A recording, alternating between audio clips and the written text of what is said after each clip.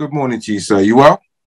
I'm very well. I'm very well. Like I was saying, just a little concerned about this hurricane, but at the end of the day, I know when not to stay. I'm out. You know what I mean? So before the traffic, I'm out. Fair play. Hopefully you get out in time to No, it ain't no hopefully. I'm out. Say no more. Say no Yeah, more. I'm out. It ain't raining right now. I'm not going to wait till it rains to get out the rain. You feel what I'm saying? I hear you. I hear you. You're here in the UK on October the 9th, right? For a live conversation event at the O2 with hosts Nikki Slimting, filmmaker, who I know you guys share an interests, obviously, and podcast host. Very good filmmaker, independent, respect them a lot. Yeah, of course. And Tricky as well. It's going to be a great conversation. I know you and Slimting did an Instagram live about a year or so ago, which I caught. Great conversation. Looking forward to much more of the same. You're going to be open and honest, Dame Dash, that we expect and love over here? I mean, I'm not clear what y'all expect or what y'all love, but I'll be me, and however I'm inspired is the energy that you'll get. Usually is based on what's going on in my life and the epiphanies that I've been seeing daily. I smoke a lot of weed. So daily I'm thinking this shit and I'm trying to figure out the world and why and not how to make the same mistakes and how to get out of it. The thing is, I was thinking, there's an epiphany I had yesterday. Some people are born to be generals, and a general really loves to have something to fight for. And I just feel like I've been born to be a general. And in this world, the reason why I must have come in this world black was because there's so many things to fight for. As a general, you're looking for a war to fight, and it has to be a war that you fight for a reason. It should always be for love. And culture is something that you will always be inspired to fight for because you're affected by it. It's your DNA. It makes you. You feel me? And when you're trying to figure out why there's certain patterns that continue to happen over and over again and how not to get caught up in those things, then you realize how many different issues there are culturally that for a general, it's a field day. It's like a kid in a candy store. But there's a lot to fight for. And the thing about when you have a product or you have something that you want the world to actually understand, you got to hit the road. And I know this is a day where it's digital, but you still, to me, got to go hand in hand. Like I couldn't see someone running for office without getting into the market and understanding it. So you don't know what the world needs unless you actually physically in the world.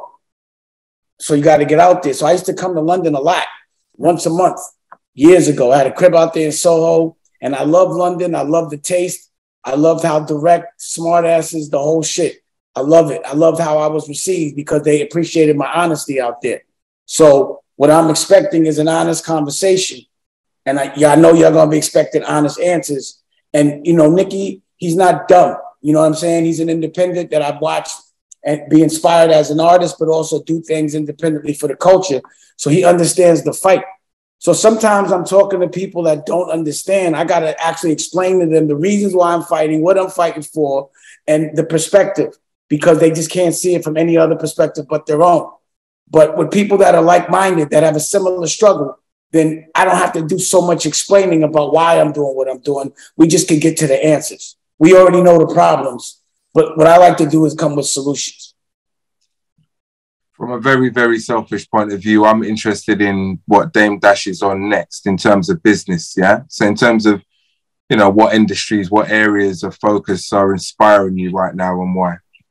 So I'm glad you asked that. Again, I have a lot of different activations.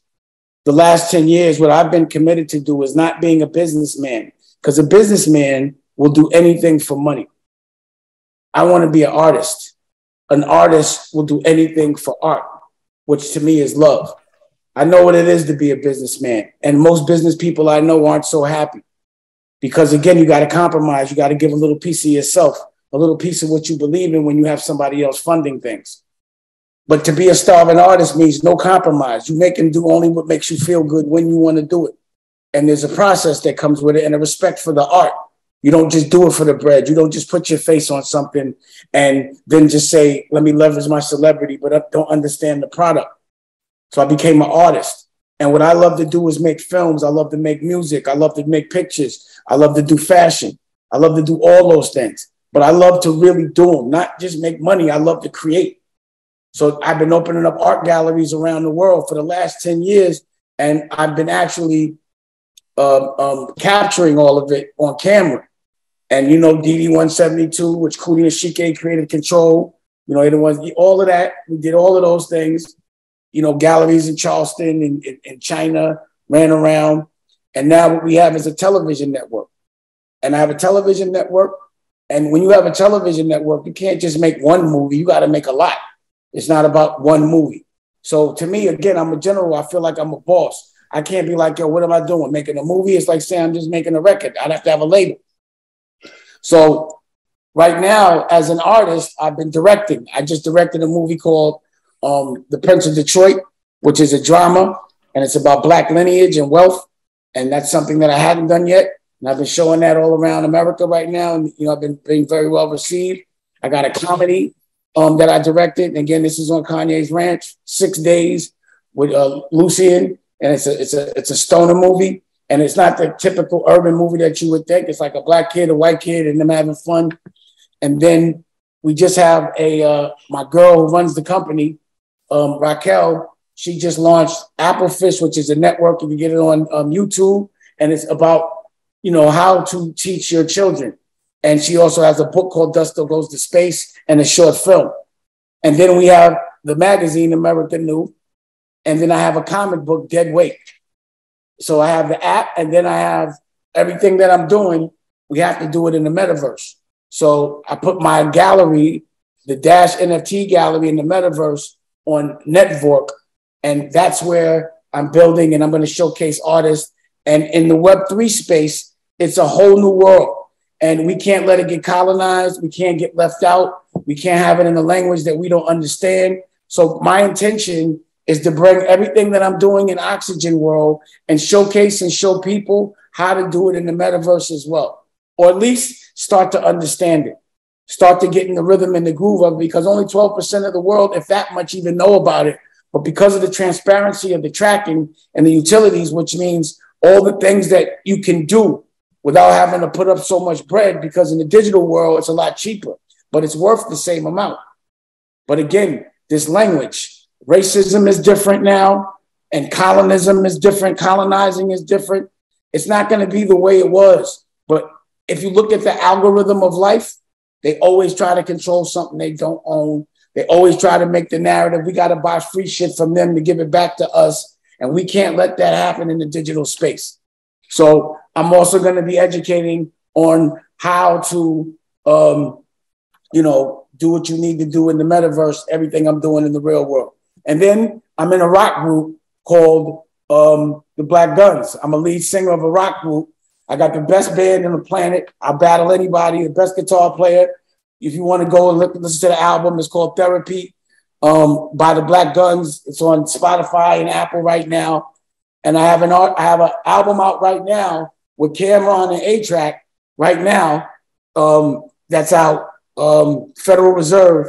So that's out. So I become a very creative business entity, and I doubt that you could find any company on a professional level that's doing a comic book, a magazine, children's books, cartoons, you know, movies, comics, dramas, and then also specifically the way I'm helping the world in this very moment. I'm part of something called the Commission and the OSG. The OSG is 200 principles that are predominantly working in communities where people are economically challenged. You know, principles with the same color of skin as us, you know. And what we do is, number one, I teach a class for entrepreneurship so they can teach the kids. And then they tell me what we need, and they all talk on Thursdays. And whatever the world needs that the Board of Education isn't doing, they do. And our intention is to go around, buy buildings, make schools, make places to teach a curriculum that's not just for us, but for everybody. So I got big plans. And in my brain, think about it. It's all independent. That's an art within itself. to be able to manifest, visualize, and make tangible things that you can sell just based on how you feel without somebody else funding it. So, you know, if you ask me a question, I might answer it 30 different ways. There's people who come to the event on the 9th in London who are they're gonna want to hear a bit about Dame from the old and Dame on the journey and pretty much what you've just outlined in terms of Dame, where he's going in the future. Let me ask you a question. Where you are now, all you've done up until this point, if you started again today, would you have attained the same success? Would the journey look very, very different? Or would you be in a much further advanced position? Meaning if I was starting in where the world is today, yeah. The problem is I created what the world is today. So I don't think it would be there if I wasn't in the past. You know what I mean? So I have to go back to the future to even figure that out. What would the world look like if I wasn't in it in the last 20 years? Is what if there was no Kanye and there was no Jay-Z and there was no Lee Daniels and Kevin Hart and no Rachel Roy and no Cameron, what would it look like if we didn't have that swag to pump blood through the culture? I don't know. What would it have looked like if we didn't showcase what independence looked like in its pure essence 20 years ago? What would it look like now? Who knows? Who would have been that guy that would have fought for that, and who would be that guy that's still fighting for that? So what you got to understand is our enlightenment and where we are today, it came from what I was saying yesterday and what people were trying to persecute me for. But I understood the sacrifice because it wasn't a sacrifice. If suckers don't want to listen, they can get out of here. It doesn't mean they're going to sacrifice me. It means I'm putting them in my rib and I'm going to keep evolving. And whoever wants to catch up can. So the thing is, sometimes when you're evolving, you want to wait for people. You don't wait. You got to keep going. Let them catch up. But I did understand back then what I was doing and how it was going to affect it now. What I was doing is time travel. So back then I was looking at what I wanted now to look like. What I didn't like about the world back then needed to get fixed. And I knew it wasn't an overnight thing. And I knew it wasn't a physical thing. It was a mentality thing. And I knew it wouldn't be well received because change is never well received. It scares people. But when you're a general, you look for change, you fight for change. That's all you want is change. So again, for some reason, I'm like, damn, I guess I must have been a general in another life because I'm just looking for ways to change things that I don't like because I don't want to always be complaining. See, that's the thing I don't like to do is complain. I like to have answers. But when I hear the same algorithm, the same exact, we're repressed and we're this and we're that, and we already know what it is, then we should know to do and say things different and approach things different. What it means is, what's the common denominator? We don't never own the land, so we can't never make the laws. We never have ownership, so we never know what the world looks like when we run it. It doesn't mean the world's going to be a bad place for anybody because we don't run things from a place of fear. We run things from a place of love. So it means everybody eats. So for me, if people are upset, then I got to watch out for those people that are upset. I'm a guy that likes to relax. I don't like to have to be on guard all the time because I know what it is. So if everybody's full, if everybody's happy, then nobody's fighting. So why would the agenda be to take from them or they take from us? It's everybody evenly got to eat. It's the circle of success for the world.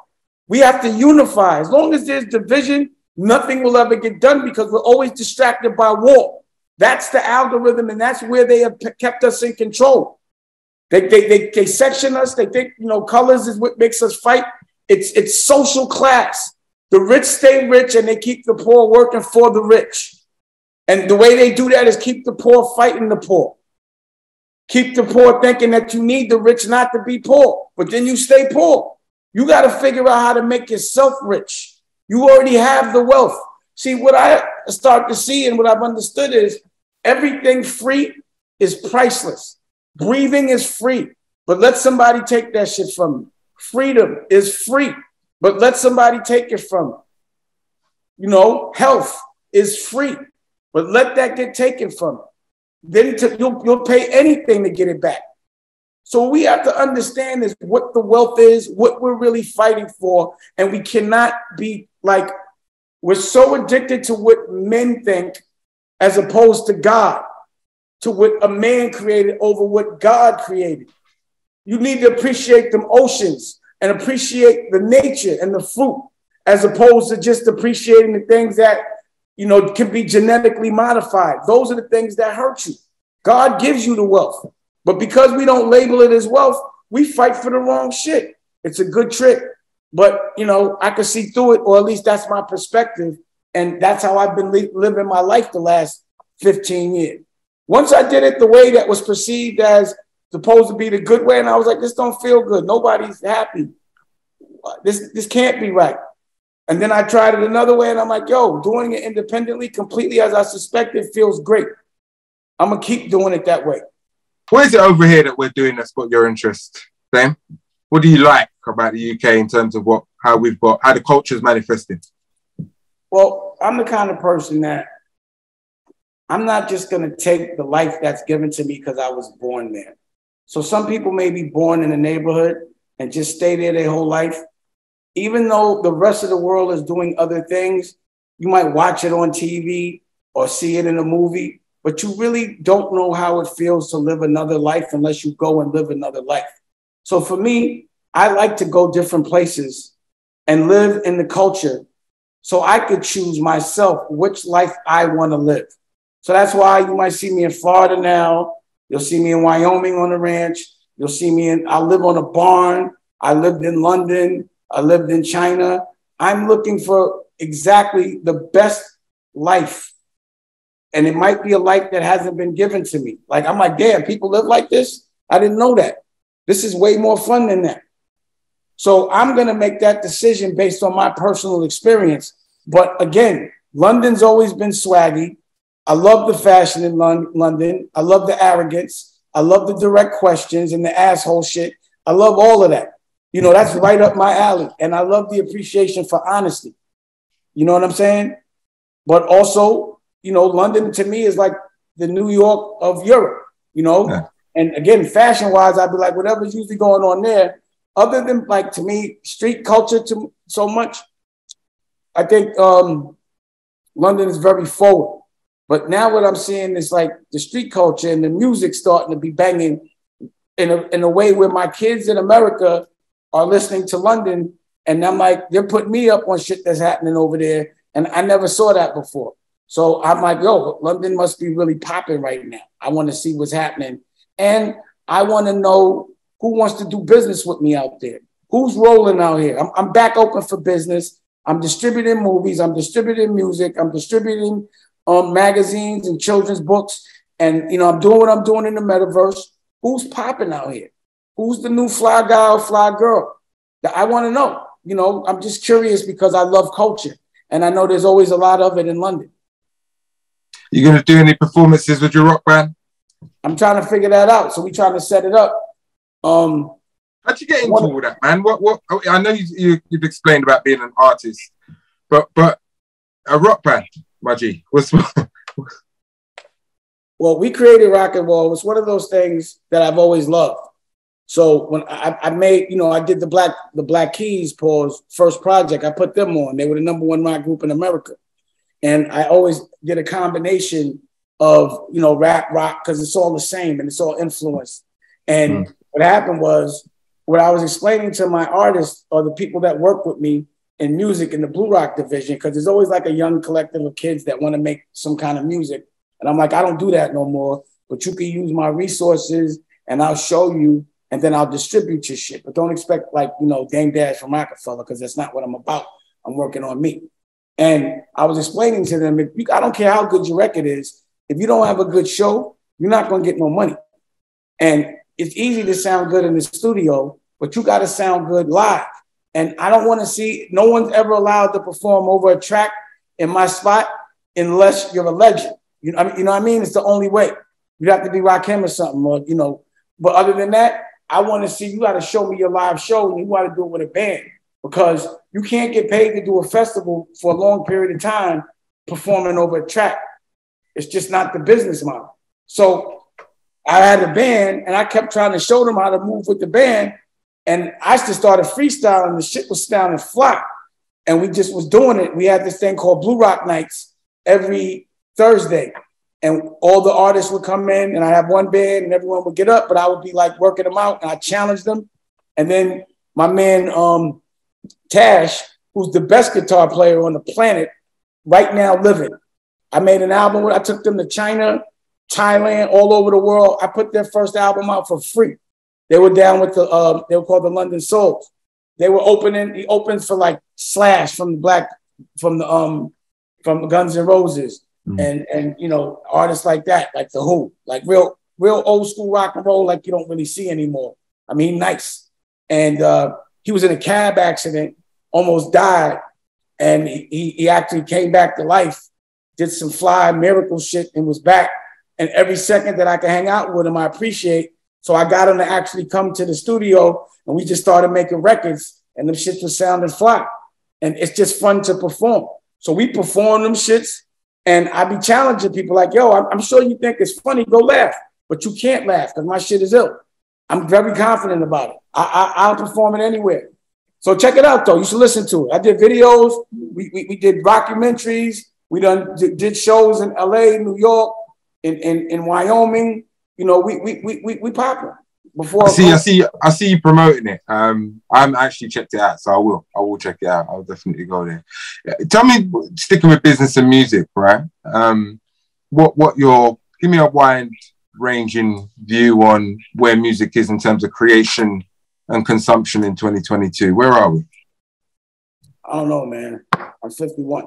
I haven't been in the music business in a while. So honestly, like, again, I haven't been a businessman, so I haven't been paying attention. You know, what I do see is these kids are being kids. And it seems a lot more extreme out there. Like, you know, before it wasn't, you know, it's very extreme out there. It's very challenging. And, but I think the music is futuristic, just like the kids, the way they dress, you know, their approach. Like the new cool kid is not only about the music, it's what your digital game looks like. You know what I mean? How your art, you know, it's like the new cool kid isn't so gangster as what you would think gangster is. You know, the kids, they to me, they dress like anime and they dress like the video games. It's about who could have couture video game look. The closest to a video game is possible. But, you know, that's not necessarily me. But I think the kids should be expressing themselves. And I think they should be individuals. And I love to see it. So now that there's a digital age and there's another like level and layer of coolness, I want to see that. And the good thing about digital is you don't really age in digital. So I'm already as an avatar running around. I'm Billy and my rock name is Billy Pablo III. I got a country music record. I did all type of shit. But again, that's what freedom looks like. Freedom is you do whatever the fuck you want to do. It don't matter what nobody think. It's whatever makes you feel good. So what people used to love about my dance, and the reason why most people can't do it, even though it's so simple, because it's the freedom dance. It's a free man could do whatever he want to do and not care what nobody think dance. And that's what it is. And until you have experienced that kind of freedom, you do not know how priceless and how elated you are to have it and how you can never not have it. Are you bringing the dogs with you on stage? Thing. I can't get Governor out to London. I'm sick. No dogs? You take them everywhere. I know. That's why I'm sick. He's going to be sick. I don't know what I'm going to do without him for a week. I might have to get a London dog, but they won't let him through so fast, I guess. But what happened with the dog? No, I haven't heard that. Yeah, we need to get the dog. But Rocky was saying the dog wasn't going to work out. But trust me, if I could get his passport stamped, we going through.